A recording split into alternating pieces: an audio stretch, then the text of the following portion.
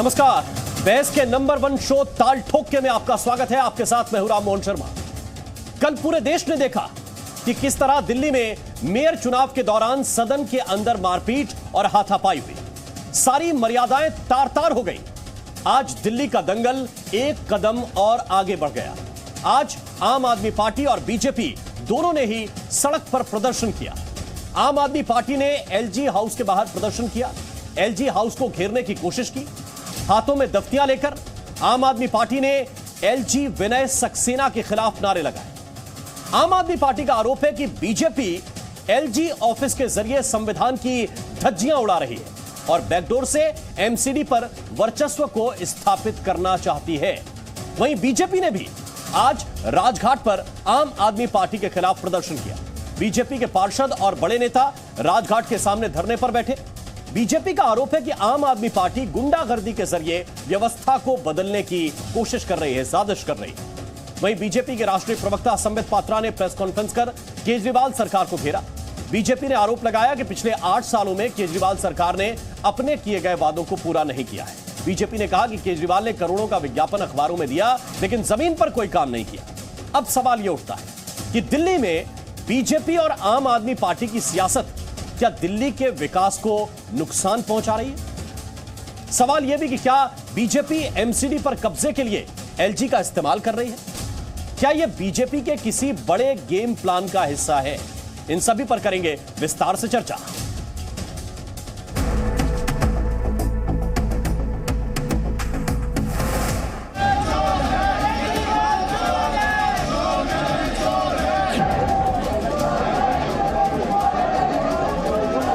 जो नाम दिल्ली की सरकार द्वारा दिए जाते हैं, एलजी साहब ने संविधान को ताक पे रखते हुए गैर कानूनी तरीके से मेंबर्स को नॉमिनेट किया। शर्म करो, शर्म करो।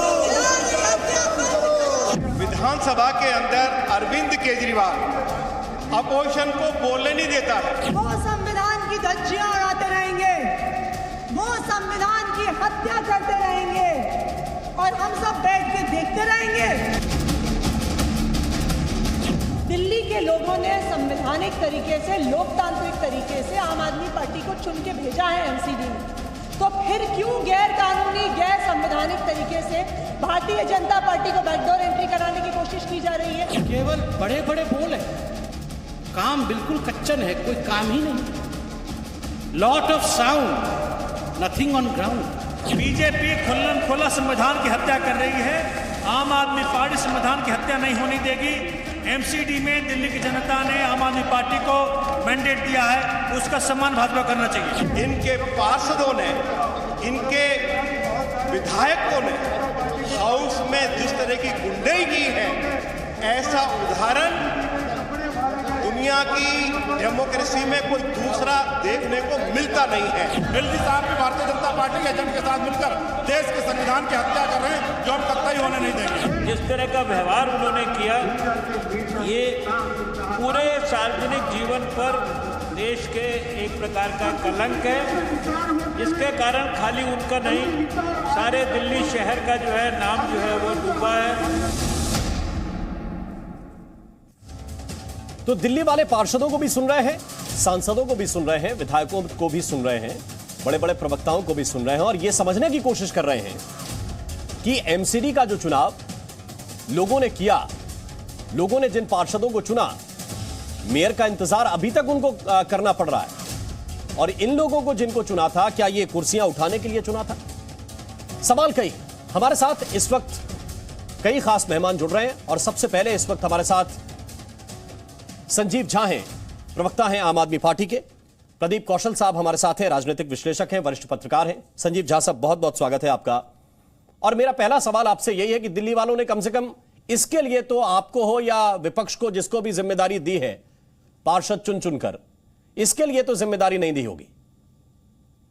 देखिए, बिल्कुल ठीक बात है, पर मुझे लगता है जिस तरह से संविधान को तार-तार किया जा रहा है, जिस तरह सदन की मर्यादा खत्म की जा रही है, तो मुझे लगता है कि हमारी जिम्मेदारी बनती है कि इसके खिलाफ हम आवाज उठाए हैं। रोज एक अवैध आदेश एलजी साहब निकालते हैं और उस अवैध आदेश से दिल्ली में लोगों को दिक्कतें आ रही हैं और वो आदेश दिल्ली की जनता के खिलाफ होता है। एक बात बताइए आप कि कल जो कुछ भी हुआ वो बहुत निंदनीय है, नहीं होना चाहिए। लेकिन जो कुछ भी हाउस में किया जा रहा था वो सदन की गरिमा को भी और संविधान को भी, डीएमसी एक्ट को तार तार करने की कोशिश की जा रही थी कि आज तक कोई नॉमिनेटेड काउंसलर कभी शपथ नहीं लिया। हम लगातार इनसे पूछ रहे हैं, हमें जिस साहब से भी कहा कि आप क्लैरिटी बताइए कि क्या ऐसा इसलिए तो नहीं किया जा रहा था कि आप मेयर का वोट करेंगे। ना तो बीजेपी के एक प्रवक्ता, ना बीजेपी के एक नेता, ना एलजी साहब इस बात को लेकर क्लैरिटी रख रहे हैं। आज हम लोग जाकर के उनके घर पर विरोध प्रदर्शन किया।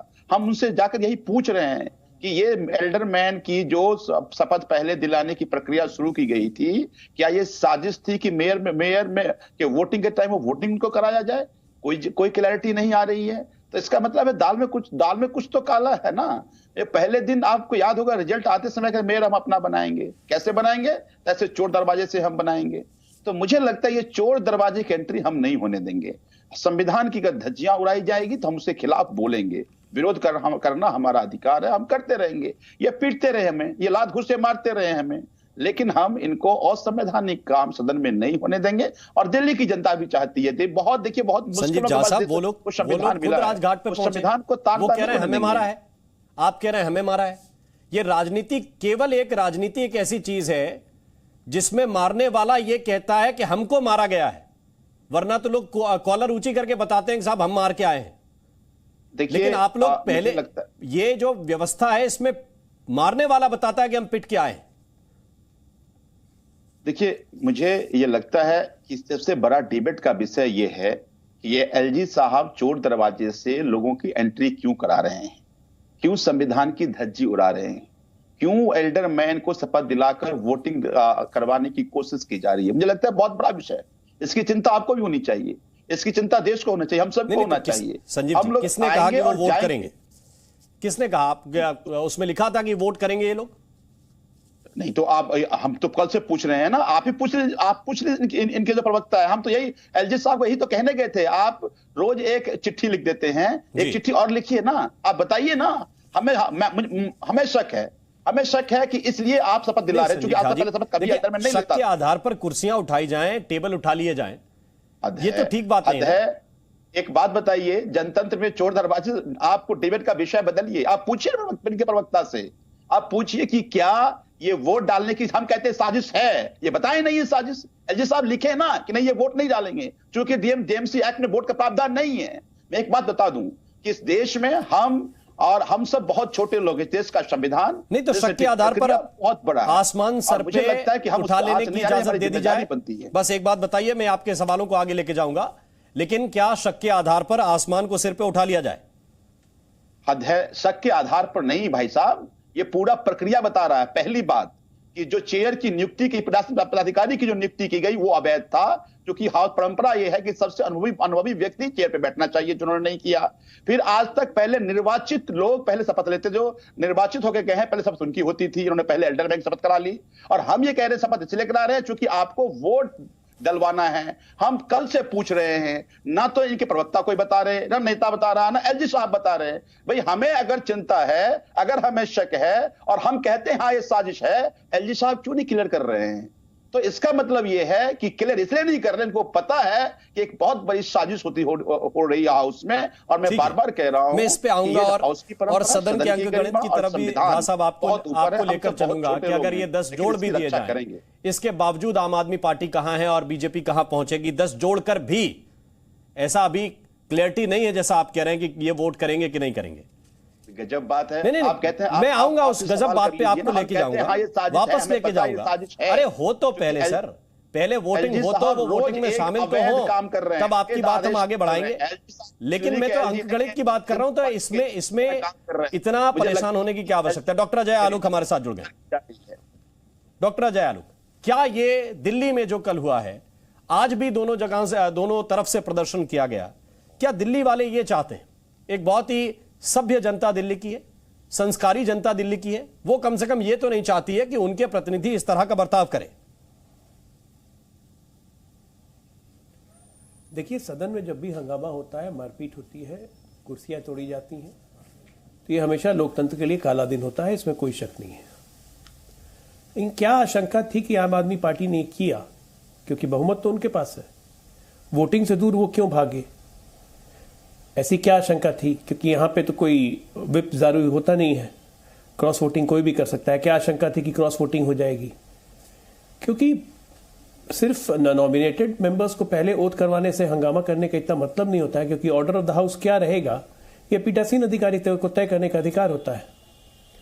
पीठासीन का अधिकारी कौन बने ये बिल्कुल एलजी का एक अधिकार है। आप परंपराओं की बात कर रहे हैं, लेकिन ऑर्डर ऑफ द हाउस के हिसाब से ही सब कुछ चलता है।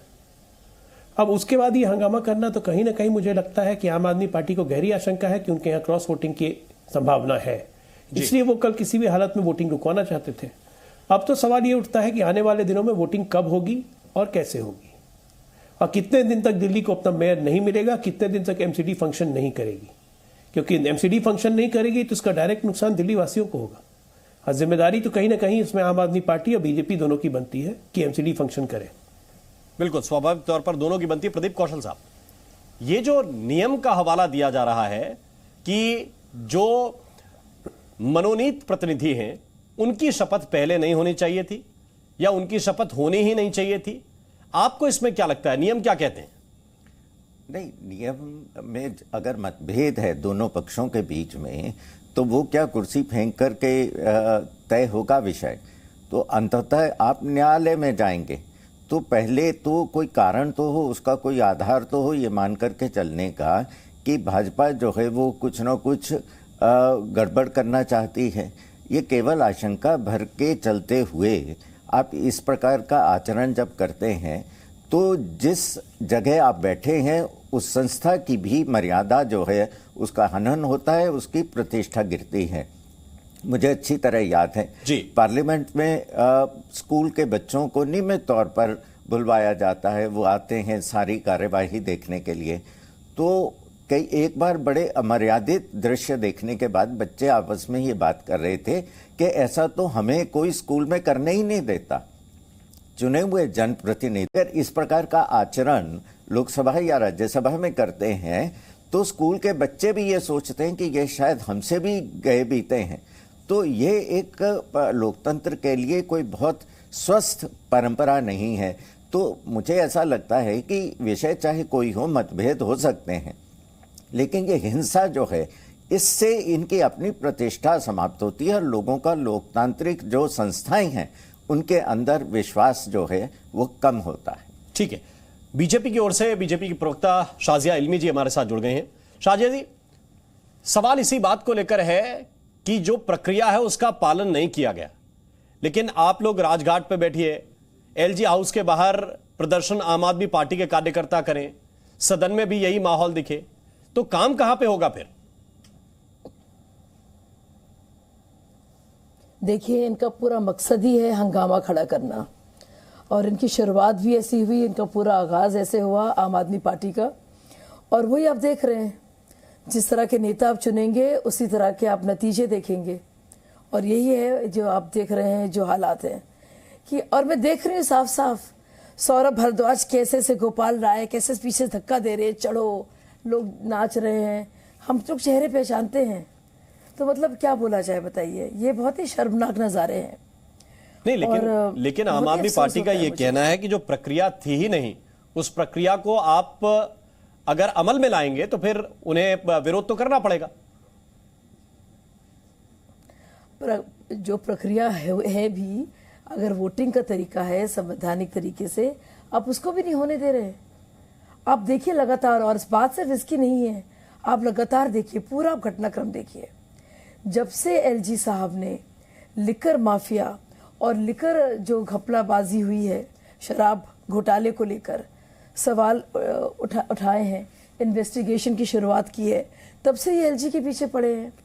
यानी कि कोई भी बात हो आप एलजी को ब्लेम करते हैं। यहाँ तक कि लॉ एंड ऑर्डर का इतना संगीन मामला सामने आया, वो सब एलजी की बर्खास्तगी चाहते हैं। यही क्या उन्होंने नजीब जंग के साथ, ये इन्होंने दूसरे बेजल साहब के साथ भी किया शुरुआत में, लेकिन फिर मामला सेटल हो गया। अब ये मामला आप देख रहे हैं इनके साथ भी, ये इनकी पुरानी आदत है, इसमें कोई नई चीज़ मैं नहीं देख रही हूँ।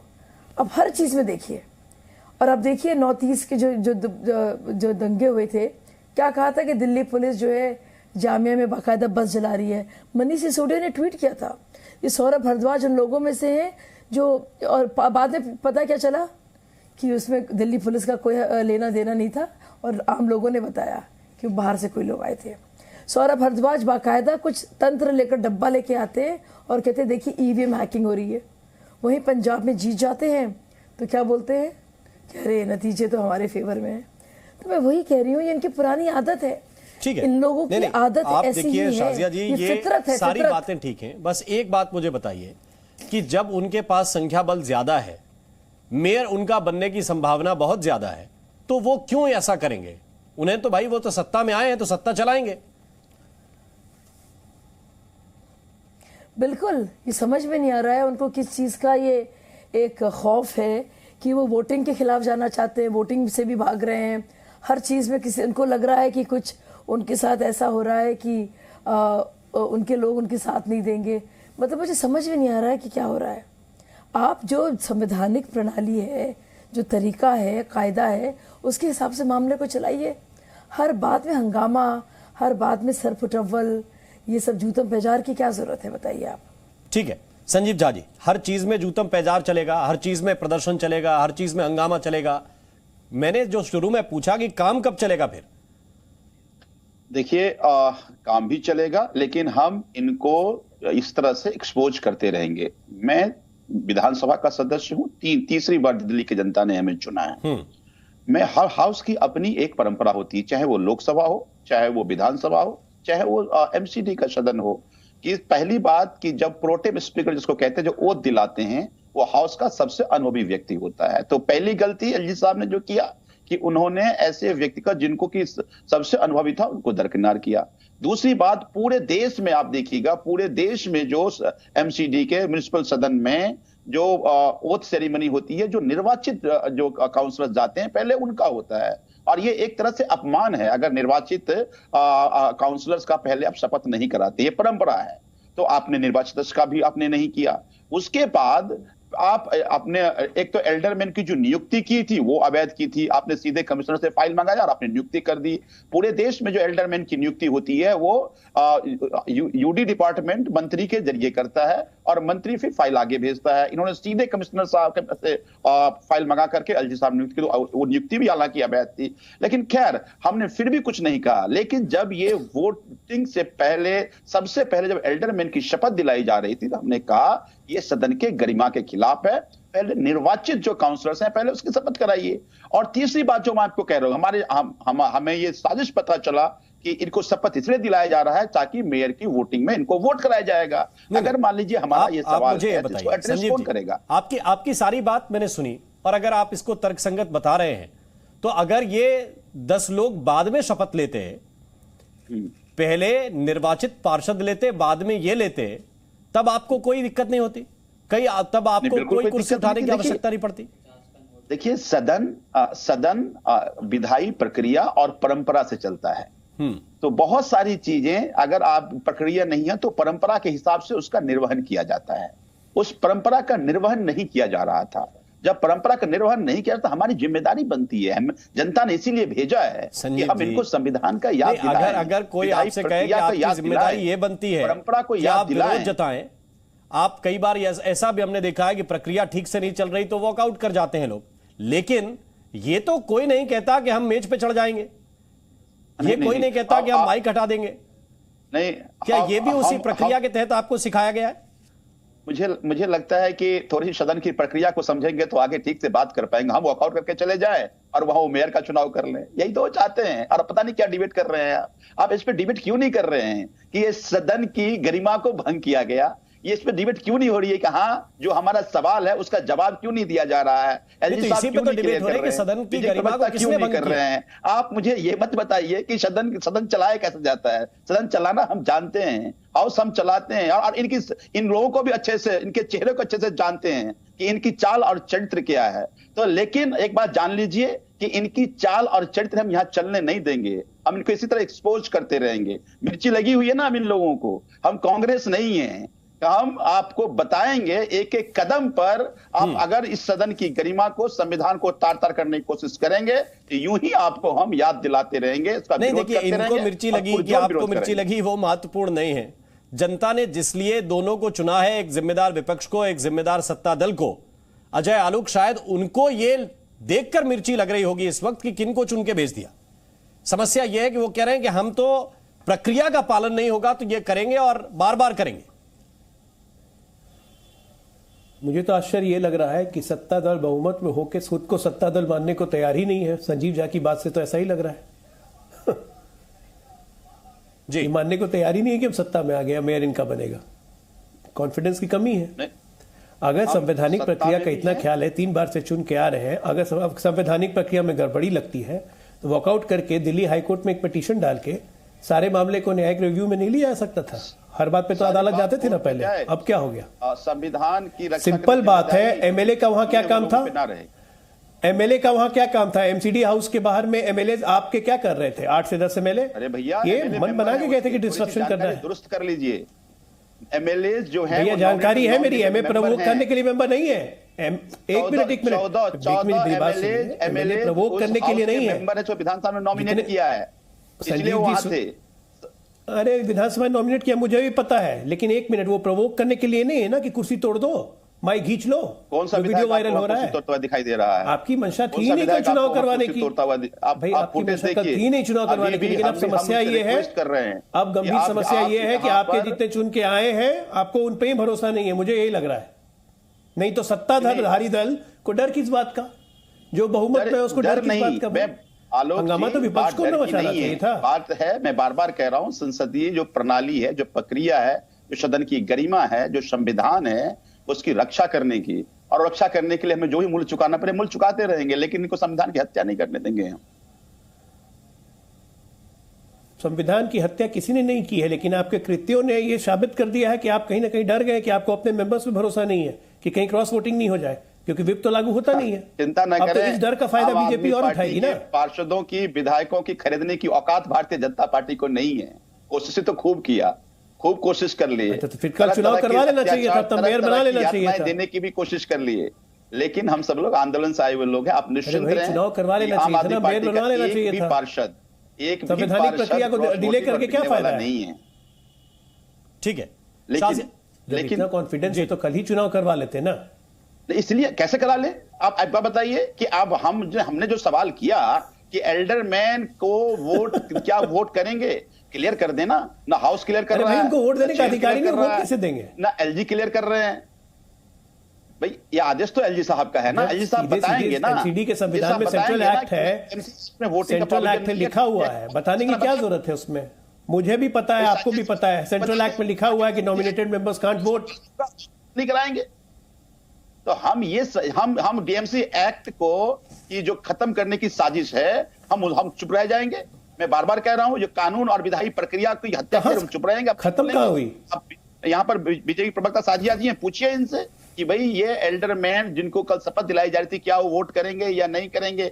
सभी बीजेपी के नेताओं में चुप्पी है, चुप्पी तरफ इशारा करता है। शाजिया अलमी जी, मैं आप सुनिए, आप ये बताइए, अगर एल्डरमैन को पहले उन्होंने शपथ दिला भी दी थी तो फिर आपको किस बात का खतरा था? आपकी संख्या आप जानते हैं, खुद बार बार इसकी बात करते हैं, तो आपको मतलब मुझे समझ में नहीं आ रहा है कि किस बात का आपको खौफ था, और कि आप पहले से प्लान बना के आए थे कि हर एक चीज पर हम हंगामा करेंगे, या आपको अपने ही लोगों के भाग जाने का खतरा लग रहा है? आपको लग रहा है कुछ बुगाहट है, ऐसा लग रहा है? क्योंकि एक एल्डर, मतलब मुझे समझ में नहीं आ रहा है कि एक शपथ आपके अनुसार, आपके हिसाब से जो पहले होनी चाहिए थी वो नहीं हुई अगर, तो आप इस हालत पर आ जाएंगे।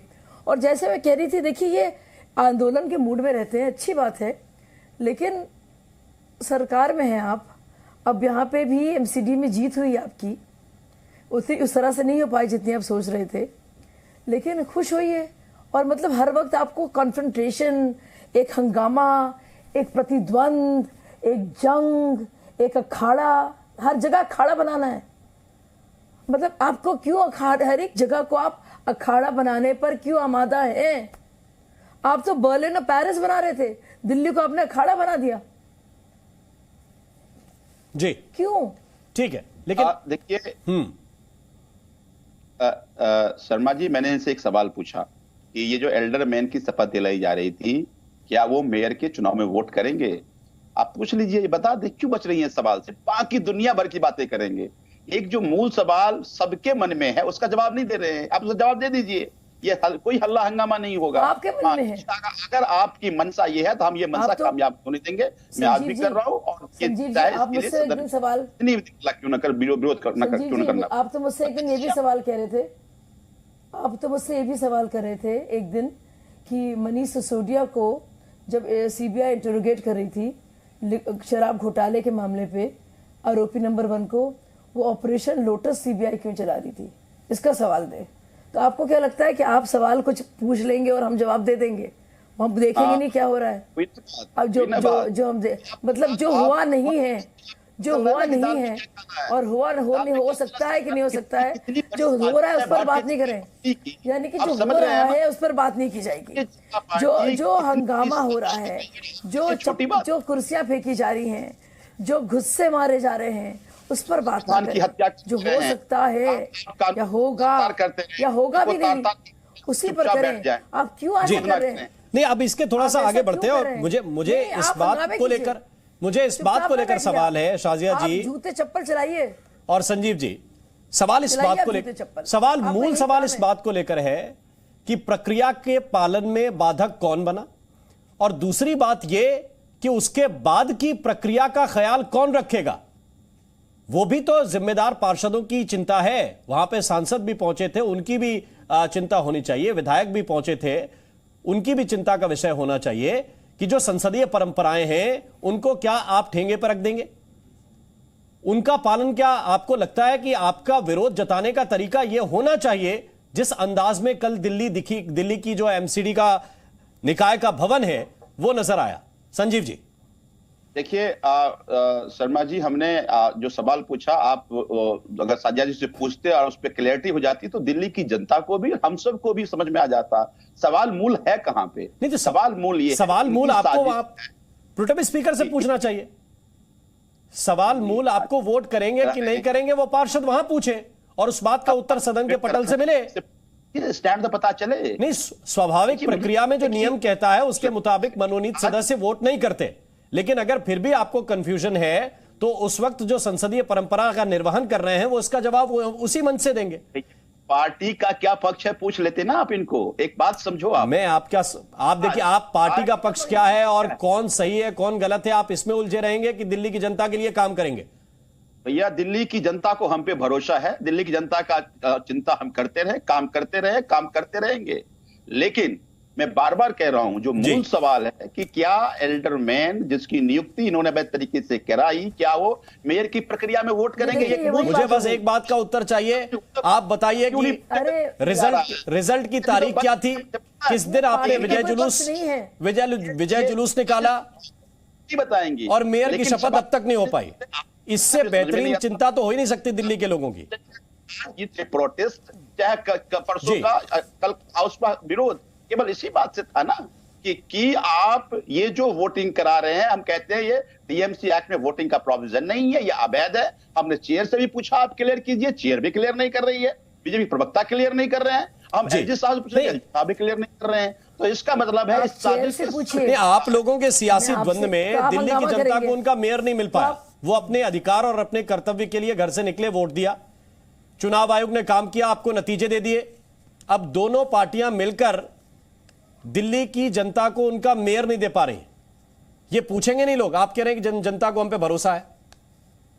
नहीं, खूब पूछेंगे, खूब जवाब देंगे, लेकिन दिल्ली की जनता खुश है कि उनके चुने हुए पार्षद, उनके नॉमिनेटेड विधायक आप वहां से बैठ के तय कर देंगे, नहीं दे रहे हैं, गरिमा को तार दिए। एक बात जान लीजिए प्रदीप कौशल जी, नहीं, वहां से बैठ के तय हो जाएगा कि दिल्ली की जनता खुश है क्योंकि उनको इतने दिन से उनका मेयर नहीं मिल पाया, जो उन्होंने चुन दिया, अपना काम कर दिया। प्रदीप कौशल जी, देखिए, कोई भी अनियमितता अगर होगी तो उसका फिर निर्णय कौन करेगा? न्यायालय करेगा। तो पूरी प्रक्रिया अगर कहीं भी उसमें गड़बड़ होती है तो संबंधित पक्ष जा सकते हैं न्यायालय में।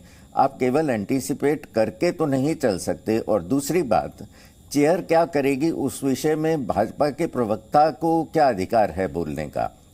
मुझे लगता है भाजपा के प्रवक्ता जो हैं वो अधिकृत नहीं हो सकते कि चेयर क्या करेगी। हाउस के अंदर जो व्यवस्था चेयर से मिलेगी उसका पालन आगे करना पड़ेगा। अगर वो नियमों के विरुद्ध है तो न्यायालय निर्णय करेगा। हिंसा तो उसका उत्तर नहीं हो सकती। ठीक है, हमारे साथ हरिशंकर गुप्ता जुड़ गए हैं, प्रवक्ता हैं कांग्रेस पार्टी के। हरिशंकर गुप्ता जी, स्वागत है आपका। थोड़ा विलंब से आप जुड़े, लेकिन एक आरोप आप लोगों के ऊपर यह भी आया कि कांग्रेस ने तो साहब डील कर ली है। किसके साथ डील कर ली? मसला जब वॉकआउट का आ जाए, कांग्रेस ने डील बीजेपी के साथ कर राम ली। जी, कांग्रेस ने डील किसके साथ कर ली? आरोप तो यही आया था कि बीजेपी के साथ अगर हमें डील करनी, बता दीजिए कहां हो गई। देखिए, ऐसा है, ये सरासर गलत आरोप है और किसी दिवालिये दिमाग की उपज है ये जो बात ये कह रहे हैं। अगर हमें डील करनी होती तो सदन से वॉकआउट क्यों करते हम लोग?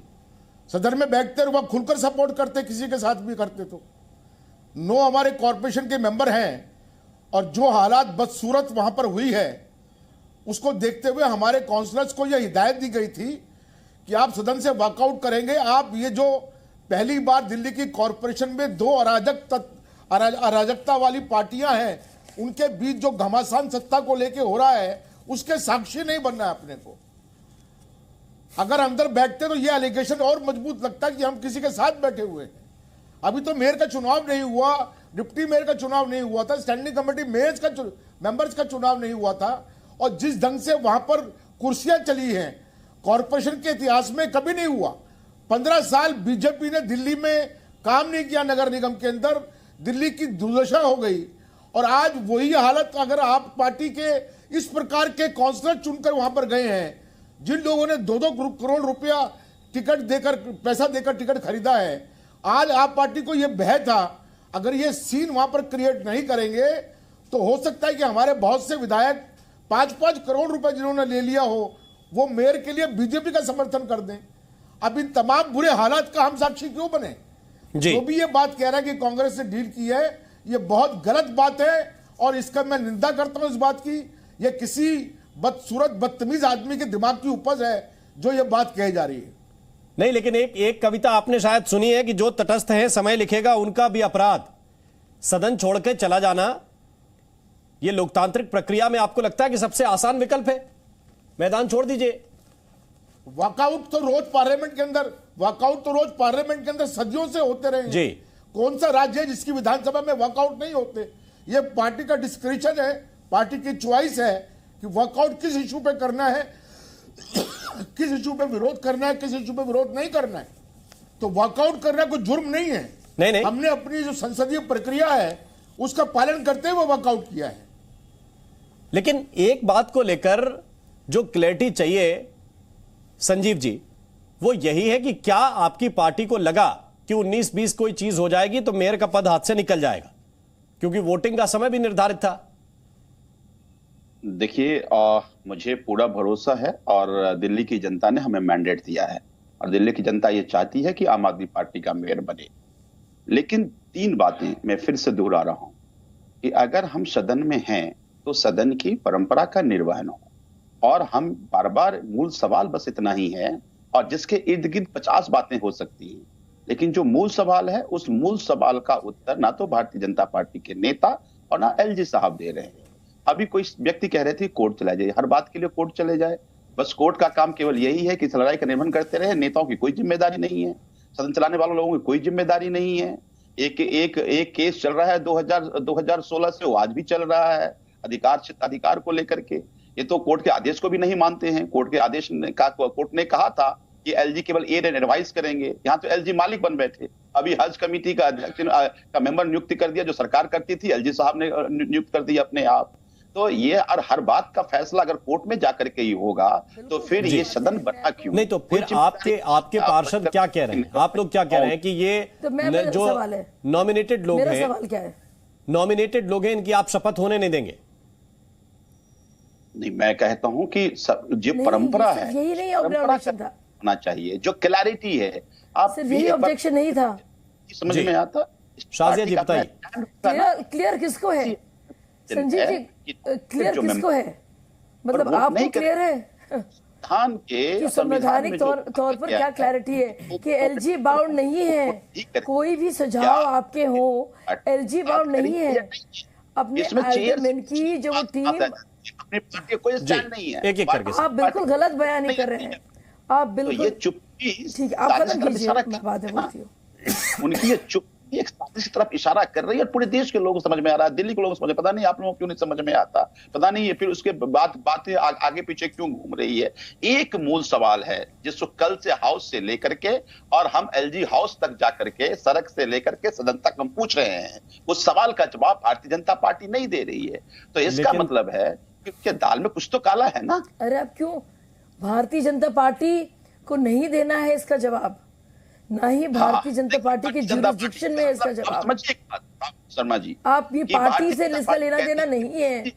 देखिए मुझे बोलने दीजिए, देखिए ऐसे नहीं, मुझे बोलने दीजिए, 1 मिनट रुक जाइए, मुझे बोलने दीजिए, क्योंकि ऐसे शाजिया जी की बात आ जाने दीजिए, फिर मैं आपके पास दोबारा आ जाऊंगा। शाजिया जी बोलिए। इनको ये देखिए, ये इन्होंने पूरा मामला बनाया। मैं इनके दिमाग को जानती हूँ बहुत अच्छी तरह से, पुरानी साथी हूँ तो बहुत अच्छे से अंडरस्टैंड करती हूँ।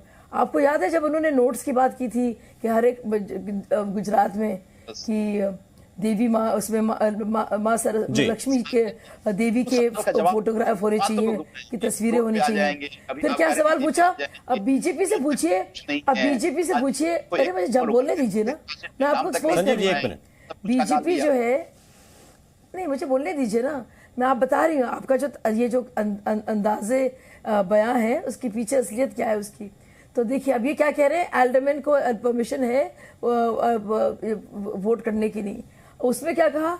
अरे हम तो ये कह रहे थे कि बीजेपी के इस पर राय क्या है। खुद उन्होंने ये सुर्रा छोड़ा था गुजरात चुनाव में। अब इसमें आतिशी जी ने बाकायदा, जब ये पूरी संवैधानिक तरीके से प्रक्रिया हो रही थी, ऑब्जेक्शन किया कि एलजी साहब को कोई हक नहीं है कि वो एल्डरमैन की जो टीम है उसमें 2 लोग एलिजिबल उसमें नहीं थे, अयोग्य पाए गए, तो इस टीम से उनको नाराजगी थी। अब एलजी बाउंड नहीं है कि वो किसी के सुझाव ले, वो बाउंड नहीं है इससे। और एल्डरमैन वोट करे, वो तो संवैधानिक तौर पे क्लियर है। बीजेपी का इस पर राय होनी भी नहीं चाहिए, ना ही आम आदमी पार्टी की होनी चाहिए। संविधान की राय मैटर करती है। ठीक है संजीव जी, जो संविधान में लिखा है, जो नियमों और प्रक्रिया में है, उसका पालन होगा। इसमें किसी की राय पेश कर रहे हैं, इसमें किसी की राय किसी काम की है क्या संजीव जी? अमन शर्मा जी, हम हाउस में यही पूछ रहे थे, यही चेयर से क्लैरिटी ले रहे थे। ये क्लैरिटी हाउस पे क्यों नहीं आ रही है? ये क्लैरिटी एलजी साहब क्यों नहीं दे रहे हैं? पीट के हंगामे करके जूतों पे जा करके आप क्यों कर रहे थे? जो है जिसमें ये कहता है कि the person shall not have right to vote in the meeting of the municipality। हम ये कह रहे हैं कि क्या इसका पालन होगा? तो अगर मान लीजिए जो चेयर कर रही थी, अगर वो इस बात का जवाब दे देती तो कोई हल्ला नहीं होता। क्योंकि वो चेयर जवाब नहीं दे रहा है, एलजी साहब जवाब नहीं दे रहे हैं, तो ये सारा जो विरोध था, ये विरोध केवल इस बात को लेकर के है। अगर क्लैरिटी आ जाती तो विरोध नहीं होता, इसके इर्द गिर्द कोई बात ही नहीं है। तो मुझे ये लगता है कि इस बात की क्लैरिटी एलजी साहब को भी कर देना चाहिए, क्योंकि उन्होंने नोटिफाई किया है। और साथ में अगर कल ये बात की क्लैरिटी हो गई होती तो आपको हाउस में प्रोटेस्ट नहीं देखना पड़ता, नहीं देखना पड़ता। एक बात जरूर है, पहले आपको इंतजार करना चाहिए था कि एल्डरमैन वोट कर रहे हैं कि नहीं कर रहे हैं। कोई अकल बड़ी की बहस। संजीव भाई, हम लोग बेवकूफ नहीं है, किसी को बेवकूफ ना बनाइए। अकल बड़ी की बहस। तो मुझे लगता है आपसे सवाल पूछ रहे हैं, अगर उनको शपथ दिलाई गई और अगर उन्होंने वोट नहीं किया था, आप अगर वो वोट करते तब आप हंगामा करते।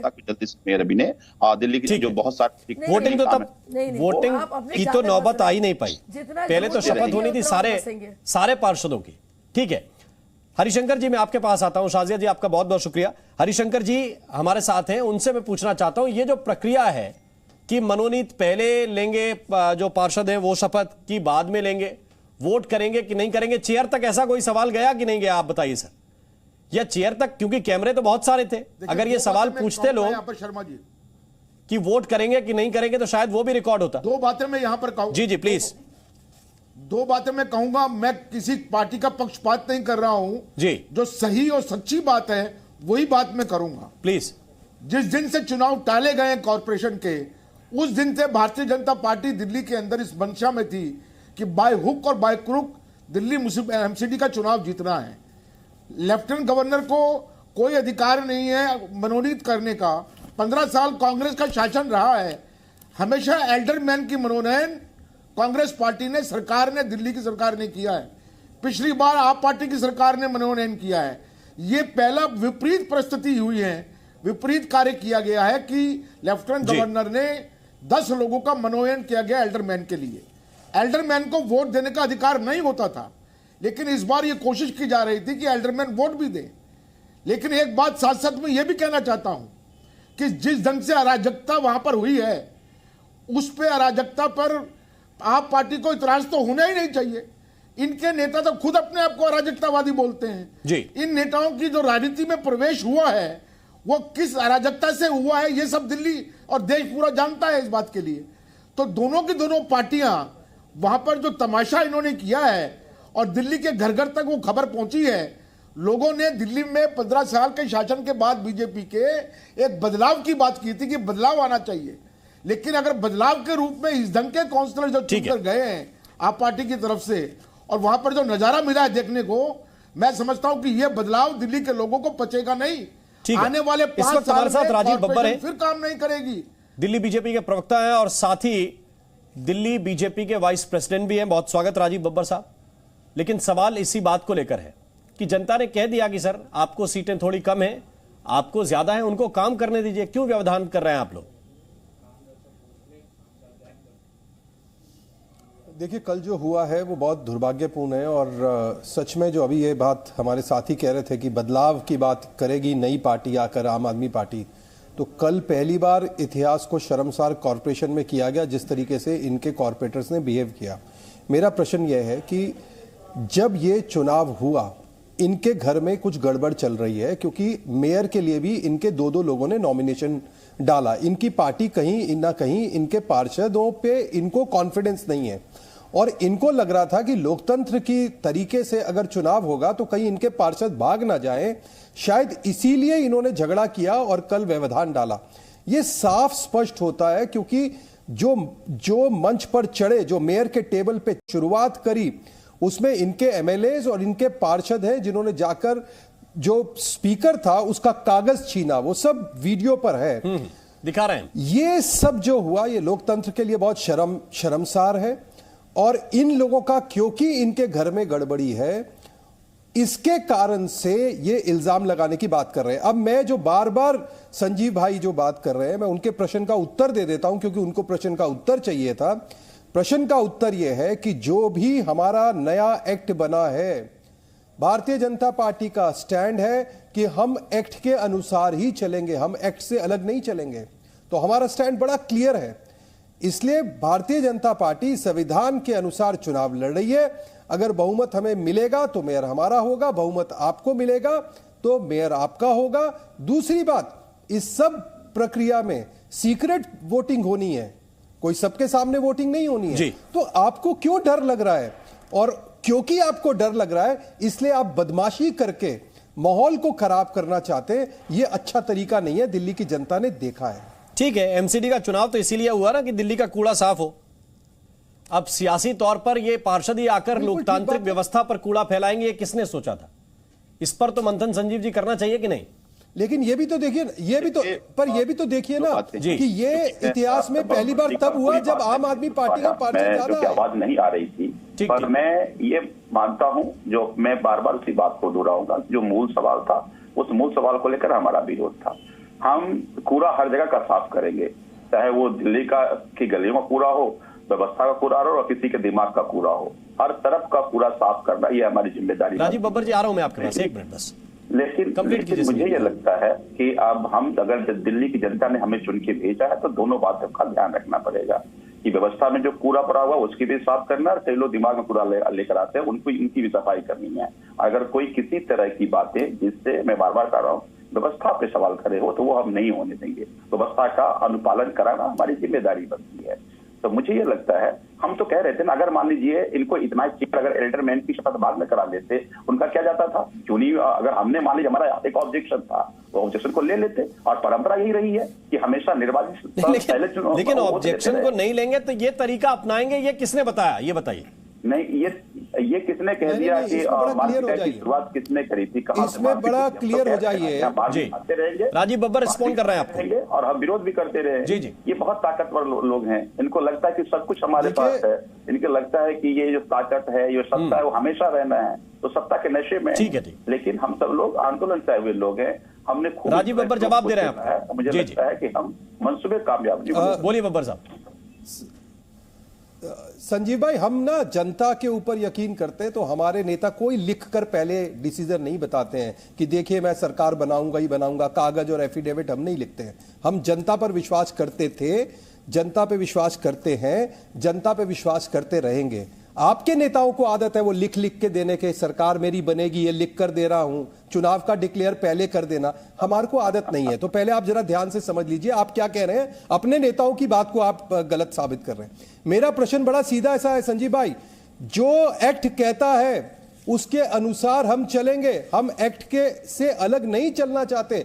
आप लोगों के घर में गड़बड़ी है, आपके पार्षद ने मेयर का नॉमिनेशन भरा, ये सच्चाई है। 2 मेयर के नॉमिनेशन आपके भरे गए, ये सच्चाई है। आपके यहां झगड़ा हुआ, ये सच्चाई है। आपके यहां पर ये जो डैमेज कंट्रोल में आपको लग रहा है आपके पार्षद निकल ना जाए, और आपको कल कॉन्फिडेंस नहीं था कि आपके लोग आपके साथ हैं कि नहीं है, तो ये बदमाशी आपने करी है। अरे भाई, शपथ होने के बाद वोट जो होना है वो एक्ट के अनुसार होना है भाई, वो कहीं एक्ट बदल नहीं रहा है। बार बार लोगों को गुमराह मत कीजिए, अपने घर की कला के बारे में बताइए कि वो सॉर्ट आउट हुई कि नहीं हुई और उसमें क्या गड़बड़ी चल रही है, और इसलिए आपने झगड़ा किया। इतना दुख हुआ मुझे, एक पार्षद ने पांव पे, आपके आम आदमी पार्टी के पार्षद ने फ्रैक्चर दिखाकर अपनी फोटो खिंचवा ली, वो भूल गया कि वहां वीडियो लगा था, वो गिरा, दोबारा टेबल पे खड़ा हुआ, दोबारा नारे लगा रहा है, और बाद में वो फ्रैक्चर दिखा रहा है। तो ऐसा झूठ का प्रपंच मत रचिए, ठीक है। कॉर्पोरेशन को बदनाम मत कीजिए। आपको अच्छी सीटें मिली है भाई, मेयर आपका बन जाएगा, क्यों चिंता कर रहे हैं आप?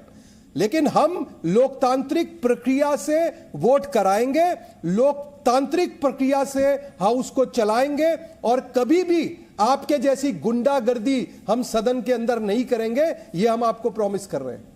संजीव जी देखिए, मुझे लगता है कि जो बात राजीव जी आप यहाँ कह रहे हैं, यही बात को हम सदन में चेयर से पूछ रहे थे कि भैया आप एल्डरमैन की शपथ पहले करा रहे हैं, क्या आप मेयर की वोटिंग कराएंगे? चेयर ने इस बात को क्लियर नहीं किया जो बात आप यहाँ कह रहे हैं, और अगर आप अधिकृत तौर पर से कह रहे हैं तो हम इस बात संजीव जी ये सच नहीं है। ना ना ना ना ना ना ना ना संजीव जी ये सच नहीं है। संजीव जी ये सच नहीं है। संजीव जी सुनिए, ये सच नहीं है। आप तो विधायक रहे हैं, सुनिए, आप तो विधायक हैं, आप प्रक्रिया को जानते हैं। जब शपथ होनी शुरू हुई और एल्डरमैन की पहली शपथ हो गई, उसके बाद से आपने जो ये प्रपंच रचा है, और दूसरी बात है, किसने कहा कि एल्डरमैन वोट करेगा ही? ये किसने कहा? किसने एक्ट में लिखा? ये आपको पता है कि चुनाव जो है, सुनिए, आपको पता है कि चुनाव प्रक्रिया के अनुसार होगा। आपके घर में जो गड़बड़ी थी उसको छुपाने के लिए जो गुंडागर्दी करी, और जैसे आपके एमएलए वहां टेबल पे खड़े हुए, भाई कितना दुख हुआ। मेरे घर की चिंता आपके गुंडों की तरह आपने महिलाओं को दारू पी के जो आपने फ्री कर दी थी दिल्ली में, आपके निगम पार्षद पहुंच गए हाउस में, और हम यानी दारू पी के आपके निगम पार्षद पहुंच गए। अरे यार, कम से कम उनका टेस्ट कर लेते आप उनको भेजने से पहले। ये गुंडागर्दी नहीं चलेगी भाई। आप पूछिए, अगर आपके पास वोट है तो आप निश्चिंत रहिए, मेयर आपका बनेगा। लेकिन अगर आपके वोटर्स हमको वोट दे रहे हैं तो फिर मेयर हमारा बनेगा। ये तो सीक्रेट पोलिंग है, ये सीक्रेट पोलिंग है, दिखाकर। बब्बर साहब जवाब दे रहे हैं संजीव जी। सबको पता है कि सेक्रेट वोटिंग होगी, क्योंकि मैं दिल्ली विधानसभा की तरफ से मैं नॉमिनेटेड हूं और उस हाउस में कल मौजूद था। हाउस में यही बात पूछा गया, हमारे गोयल साहब जो खड़े होकर के उनसे पूछा कि आप जो एल्डरमैन की शपथ करा रहे हैं, क्या ये मेयर के लिए वोट करेंगे? चेयर ने क्लियर नहीं किया, बात विवाद वहां से शुरू हुआ, और फिर ये मंशा पे सवाल इसलिए है कि राजीव जी आप पूरे देश में जब पहले आप बात तो सुनिए ना संजीव भैया। संजीव भैया शपथ होने के बाद ही तो पता चलेगा ना वोटर लिस्ट क्या है।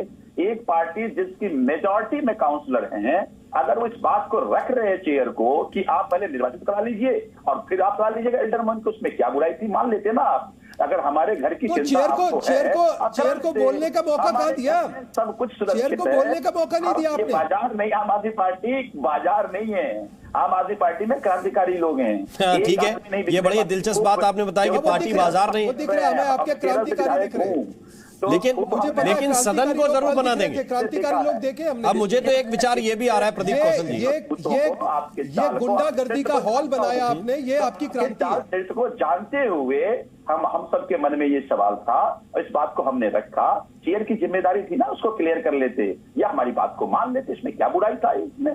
तो मुझे ये लगता है, तभी मैं बार बार कह रहा हूं, आपने उत्तर भी नहीं मैंने आप मोटे मोटे ये कह रहे हैं कि हमारी बात नहीं सुनी गई तो फिर हंगामा हुआ और इस स्तर का हंगामा हुआ।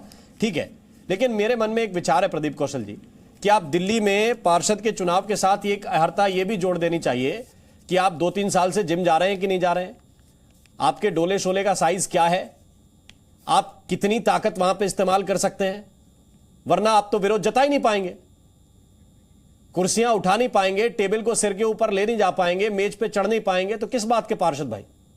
क्या यह भी जोड़ दिया जाए? अब देखिए, अब अगर टकराव की स्थिति बनी है तो प्रश्न ये उठता है कि उससे बाहर कैसे निकलेंगे।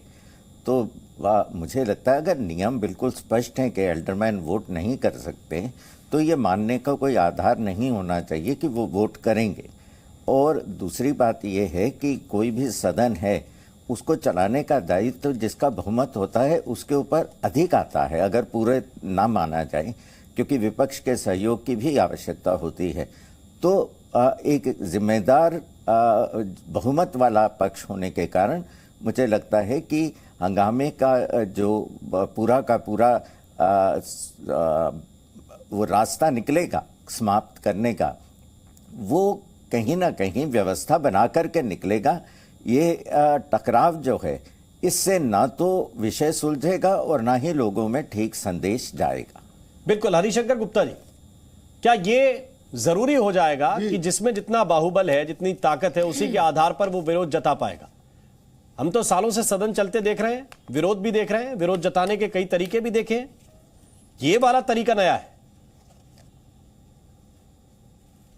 देखिए जी, मैं पहले भी एक बार कह चुका हूं, दोबारा मैं एक बात दोहराना चाहता हूं। आने वाले 5 साल में आज जो घटना हुई है, ये घटना हर बार होगी जब भी सदन की बैठक होगी। ये सदन नहीं चलेगा। यहां दिल्ली में ये जो मैंडेट मिला है, ये स्प्लिट मैंडेट है और बहुत करीबी मैंडेट है। हंगामा इस पे होगा ही होगा। और अभी संजीव झा जी कह रहे थे कि हम क्रांतिकारी लोग हैं। अरे भैया, कौन सी क्रांतिकारी कर दी? कौन से आंदोलन चला दिए आपने? स्वतंत्रता के आंदोलन चला दिया आपने? अराजकता के आंदोलन चलाए आपने? आप अराजकतावादी क्रांतिकारी हैं। संजीव झा जी, समझ लीजिए बात को अच्छी तरीके से। बार बार इस बात को दोहरा के अपने आप को नीचा मत दिखाइए। जो कल सदन में हुआ है वो हमें पता है इस बात का। हम इस बात का दिल्ली के लोगों को पहले से आगाह कर रहे थे और आज दोबारा से दिल्ली की जनता को आगाह करना चाहते हैं। ये 5 साल कॉरपोरेशन के बेकार समझो। ये कॉरपोरेशन काम नहीं करेगी, ये सदन नहीं चलेगा। जो समस्याएं बीजेपी ने खड़ी की थी, वो समस्याएं दुगने रूप में खड़े होकर दिल्ली की जनता के सामने आएगी। कांग्रेस पार्टी ये कहना चाहती है। संजीव जी, ये आरोप बड़ा है, क्रांतिकारी नहीं, अराजक क्रांतिकारी। और क्या यही क्रांति है कि टेबल उठाइए, कुर्सी उठाइए? ये सवाल दोनों से पूछूंगा, बीजेपी पे भी जाऊंगा। पहले आप। कांग्रेस आज अपनी अस्तित्व की लड़ाई लड़ रही है। अभी कह रहे, हमने कहा दिल्ली जनता ने नहीं माना आपकी बात। दिल्ली की जनता को बिल्कुल आप पे भरोसा नहीं है। उनको लगता है कि आप एक बाजार है, आप जीत के भी आते हैं तो बिक जाते हैं। अभी देखिए ना, अभी एलजी साहब ने आनंद फानंद में कांग्रेस की एक काउंसलर को आज कमेटी का मेंबर बना दिया। कुछ तो डील हुई होगी ना। तो वो डील का परिणाम है कि हरिशंकर की बात कर रहे हैं। खैर, दिल्ली देख रही है और देश देख रहा है। रही बात अराजकता की, एक बात समझ लीजिए कि हम सब लोग हमेशा, अरे आपके यहाँ तो सारे कांग्रेसी हैं, वो डील तो वो नहीं डील है, आजादी मिली, आपके यहाँ अपने कितने हैं, 4 आदमी नहीं है, रक्षा करना हमारी केजरीवाल के साथ में आए थे आंदोलन से, जो जिम्मेदारी है और हम उस जिम्मेदारी का निर्वहन करते रहेंगे। हाँ, भारतीय जनता पार्टी ये गुंडागर्दी करने में, मारपीट करने में, सब में माहिर लोग हैं ये सब लोग। तो हमने कहा ना कि चाहे कुछ भी कर लें, कुछ भी कर लें, हमें कोई भी मूल्य क्यों न चुकाना पड़े, लेकिन हम कांग्रेस नहीं है कि आपस में सेटिंग कर लेंगे, हम एक्सपोज करेंगे और बुरी तरह एक्सपोज करेंगे। 15 साल में जो आपने बीजेपी के पार्षदों में बीजेपी एमसीडी का जो हाल किया है, राजीव बब्बर रिस्पॉन्ड कर रहे हैं, सामने आएगा। तो ये सारा दर्द केवल इसलिए है, ये गुस्सा है, इनको लगता है किसी तरह से मार पीट करके, दबा करके, लात से चला करके इनको हाउस से निकाल दो, ये हम होने नहीं देंगे। राजीव बब्बर, देखिए ऐसा है कि इसी घमंड से सब लोग बोलते थे और केजरीवाल साहब भी कहते थे 225 सीटें आएंगी और 20 सीटें बीजेपी को आएंगी। परिणाम सामने, और हमने हमेशा जिस दिन चुनाव का परिणाम आया स्वीकार किया और इनको बधाई दी कि आप अपना हाउस चलाइए, आप काम कीजिए। और कल भी जो काम जो हुआ वो बिल्कुल संवैधानिक प्रक्रिया से हुआ। किसी ने नहीं कहा, इन्होंने अपने आप अपने दिमाग में ये शगुफा पैदा करा और एक कंफ्यूजन पैदा करा, क्योंकि इनके घर में डेफिनेटली गड़बड़ी है। क्यों इनके 2 मेयर्स ने नॉमिनेशन भरा, क्यों इनके 2 डिप्टी मेयर्स ने नॉमिनेशन भरा, इनका घर डिवाइडेड है।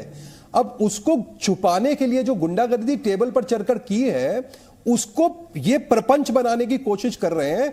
कहीं नहीं, एक्ट में जो एक्ट में लिखा है वही होगा, एक्ट से अलग नहीं हो सकता। एक बात बताइए, मैं एक प्रश्न पूछता हूं, जब ये एक्ट बन रहा था तब तो केंद्र सरकार ने बनाया था ना, तो अगर हमको बेईमानी करनी होती तो आज दिल्ली विधानसभा के 13 विधायकों को हम नॉमिनेट होने देते, हम तो विधायकों को उसमें से निकाल ही देते।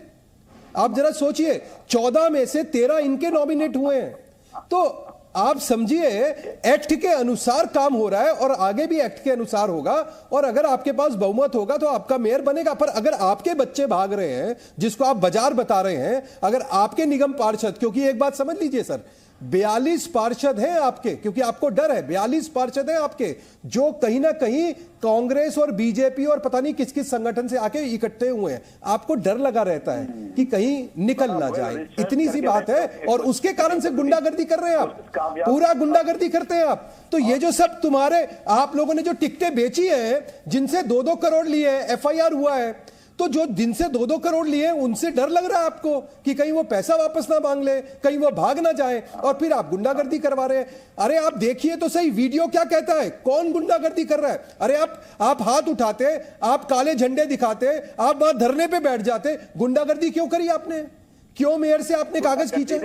आपको अगर ऐसा लगता तो आप मुंह पे पट्टी, आप तो गुंडागर्दी करते हुए दिख रहे हैं, टेबल पे चढ़ के महिलाओं को पीट रहे हैं। यार महिलाओं को पीटते हो, इतनी नाजायज हरकतें करते हो। ऐसे कौन से पार्षदों को टिकट दिया आपने? अगर पैसे लेके टिकट ना दी होती ना तो ऐसे गुंडे नहीं चुने जाते। आपके गुंडे आ गए हैं पार्षद बन के जो गुंडागर्दी कर रहे हैं। ठीक है, आप राम शर्मा जी से पूछिए कि अगर मान लीजिए हाउस में विरोध हुआ तो आपने 2.5 घंटे क्यों लगा दिया एडजॉर्न करने में? एडजॉर्न कर देते ना, हंगामा ही नहीं होता। तो आप चाहते थे वहां हंगामा हो, आप चाहते थे वहां मारपीट हो। अरे भाई, अरे सुनो, हम नहीं चाहते। आपके लोग 2.5 घंटे बाद, संजीव भैया वीडियो देखो ना, संजीव भैया वीडियो देखो, आइडेंटिफाई करो। आपने एडजॉर्न कर दिया हाउस को। अगर कौन पार्षद ऊपर चढ़े, किन पार्षदों ने गुंडागर्दी करी, कौन झूठा प्लस्तर लगा रहे हैं, ये वीडियो में देखो ना संजीव भैया। चारों तरफ से कैमरा लगे हुए थे भाई, कैमरे को डिनाई मत करो भाई, कैमरा देखो। नहीं, दिल्ली विधानसभा ने भेजे हैं, दिल्ली विधानसभा ने हाउस को। अरे भाई, तो एक्ट तो केंद्र सरकार ने बनाया ना। अरे एक्ट तो केंद्र सरकार ने बनाया। अगर हमको कोई गड़बड़ी करनी होती तो हम एक्ट में विधानसभा का प्रोविजन नहीं करते। कैसी बातें करते हो यार आप? एक्ट तो दोबारा बना है ना संजीव भैया, कि 40 लोग यहाँ से आए हैं, 42 लोग वहां से आए हैं। संजीव भैया, अरे हमने रिसर्च नहीं किया, हमें तो आपका डर, हमने रिसर्च नहीं करा, आप चिंता मत करिए, हमने कोई रिसर्च नहीं किया दोस्त। आपके लोग हैं, आपने टिकटें बेची है 2 करोड़, 1 करोड़, 1.25 करोड़, 75 लाख, ऐसे अलग अलग रेट पे आपने टिकटें बेची है। और वो जो व्यापारी अंदर आ गए हैं टिकट खरीद के, वो आपके साथ रहेंगे नहीं रहेंगे उसका आपको डर है। रहने दिया, हाउस को एडजॉर्न नहीं किया आपने। अगर आपकी मंशा ठीक होती तो आप हाउस को एडजॉर्न करा देते। संजीव जी, आपकी मंशा क्या थी? कि हाउस न चले, स्थगित हो जाए? सब कुछ गुंडागर्दी, कि मतलब आपने हंगामा किया, 20 मिनट के अंदर हाउस स्थगित कीजिए, घर चलिए, नमस्ते। अगर शर्मा जी, अगर इनकी मंशा बहुत क्लियर होती, ये चाहते कि ज्यादा ये हो हंगामे की स्थिति ना आए, तो 2.5 घंटा एडजॉर्न कर देते, क्यों नहीं हाउस को एडजॉर्न कर दिया? मैं क्या पूछ रहा हूँ, चलते रहने दिया? मैं आपसे ये पूछ रहा हूँ, आप क्या चाह रहे थे कि हंगामा हुआ, 15 मिनट के अंदर स्थगित कीजिए, घर चलिए, आपकी मंशा पूरी हो जाती? और क्या तरीका हो सकता है? अगर आप चाह रहे हैं कि हाउस नहीं चल पा रही है, अरे आप तो हाउस चलाने में तो सहयोग करना पड़ेगा। आपके पास 134 सदस्य हैं, आप शांतिपूर्ण बाहर आके, आपके पास 134 सदस्य हैं, 100 से ज्यादा बीजेपी के हैं, धरना देते, सांसद चुन के आए हुए हैं, राज्यसभा के सांसद वहां बैठे हुए हैं, विधायक चुने हुए वहां पे बैठे हैं, ये सारे लोग मिलकर व्यवस्था बनाएं और सदन चलाएं। अरे भाई, सदन चलाने की जिम्मेदारी स्पीकर की है, जो प्राधिकारी है, पीठासीन, उसकी जिम्मेदारी है। हम ये कह रहे हैं जो उसको मारने के लिए टेबल पर चढ़ जाए, इनको संजीव भाई, ऐसे व्यक्ति को वो उस अवस्था में समझाए। अगर आपको ये लगता है कि भाई हाउस नहीं चल पा रहा है, गुंडागर्दी क्यों की, ये बताइए, गुंडागर्दी क्यों की? फिर हाउस को चलाइए। अरे आप शपथ सुनिए ना, ये प्रक्रिया होती है हाउस चलाने की। अगर असंवैधानिक होता आप उठ के बाहर चले जाते, जो आपने देखा, अगर चलाने की मंशा होती, अगर वो पीठासीन प्राधिकारी उठी, चेयर से उठी, हाउस एडजॉर्न करके उठती वो, और उसके बाद बातचीत करते, फिर उसके बाद बैठ के हाउस चलाते, ये प्रक्रिया चलाने का। मैं इनकी मंशा पर सवाल खड़े क्यों बार बार कर रहा हूँ? बार बार सवाल इसलिए खड़ा कर रहा हूँ कि ये 2-2.5 घंटे हो हंगामा होना, जब फुटेज को बने, डराए इनके पार्षद को, मारे पीटे, धमकी दे बाहर देख लेंगे, बाहर पुलिस हमारा है, क्या बातें कर रहे हैं आप? तो इन लोगों को यह लगता है कि हमेशा एजेंसी के खौफ, संजीव भैया सुनिए, अपने आप जो कह रहे हैं ना, फिट होकर डोले सोले बना करके लड़ करके इनको डरा देंगे, हम वो कह रहे हैं हम डरने वाले नहीं हैं। कल भी अगर आप कोई भी ऐसा कदम जो विधायी प्रक्रिया के खिलाफ होगा, जो संविधान के खिलाफ होगा, सदन के खिलाफ, मेरा मूल सवाल और मेरे कहने का मतलब ये था कि एक पार्टी वो है जिसको 7 के 7 सांसद चुन के दिए दिल्ली वालों ने, एक पार्टी वो है जिसको रिकॉर्ड तोड़ बहुमत विधानसभा में दिया और फिर एमसीडी में 134 पार्षद जिता के दिए जनता ने। भाई इनकी गलती क्या है? ये तो यही चाहेंगे ना कि सभ्य लोग सरकार चलाएं। इनकी गलती ये तो नहीं हो सकती कि ये अपना वोट देने के लिए जाते हैं, ये कतारों में लगते हैं आप लोगों को जिताने के लिए। उनको इतने दिन से मेयर नहीं मिल रहा है, और जब प्रक्रिया आगे बढ़ने वाली थी तब उसमें आप एक दूसरे को टोपी पहनाने की कोशिश कर रहे हैं कि इनकी गलती है साहब, हमारी गलती नहीं है। वो बता रहे हैं नहीं इनकी गलती है, लेकिन दिल्ली वालों का कसूर क्या है इसका जवाब देने के लिए कोई तैयार नहीं है। बब्बर साहब देखिए, ऐसा है, अगर इनको कुछ कष्ट था तो ये वॉकआउट कर सकते थे, ये बाहर आकर ओथ ना लेते और कहते जी हम हाउस नहीं चलने देंगे, इनकी इज्जत बनती। इन्होंने झगड़ा क्यों किया, क्यों टेबल पर चढ़े, क्यों इस तरीके की अराजकता करी, क्यों माइक तोड़ा? पहला माइक किसने तोड़ा? इनके पार्षद ने तोड़ा। इनका एमएलए कूद रहा है वहां टेबल के ऊपर। ये जो दृश्य पैदा हुए, इनके घर में गड़बड़ है। नहीं, लेकिन इनको कोई दिक्कत है तो आपके भी दिखे ना, उसका नाटक कर रहे हैं, फुटेज लेकिन आप समझिए, अब हमारे सदस्य किया। जब आपने देखिए सुनिए, जब आप धक्का मारना शुरू करोगे, पीटना शुरू करोगे, तो बचाव तो करेगा कोई ना कोई, बचाव तो करेंगे। और सारी की सारी वीडियो को स्कैन कर लीजिए। मैं तो कह रहा हूं थर्ड पार्टी स्कैन कर ले। आप छोड़िए बीजेपी को, आम आदमी पार्टी को, किसी भी पार्टी को, मैं तो कहता हूं मीडिया के लोग और बाकी 4 लोग बैठकर उस वीडियो को स्कैन कर लें, पता चल जाएगा किसने शुरुआत करी, कैसे शुरुआत करी, और क्या ऐसा कभी किसी हाउस में होता है? क्या विचारों का मतभेद लोकसभा में नहीं होता? क्या विधानसभा में नहीं होता? क्या हमारे 8 सदस्यों ने कभी जाकर स्पीकर का कागज छीन के फाड़ा है क्या?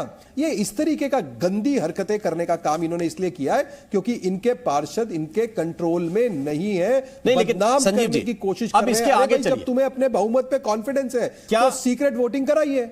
संजीव जी, क्या ताल ठोके के इस मंच पर आप दोनों लोगों से मेरा यह सवाल है, ये जो हंगामा करने वाले अग्रणी लोग हैं, जो कुर्सी टेबल उठा के आगे भाग रहे हैं, इनको आप लोग पुरस्कृत करेंगे या इन पे कार्रवाई करेंगे? इनसे सवाल पूछेंगे कि भैया विरोध करने के भी तरीके हो सकते हैं, सदन को ना चलने देने के भी तरीके हो सकते हैं, लेकिन यह हिंसात्मक तरीका नहीं हो सकता।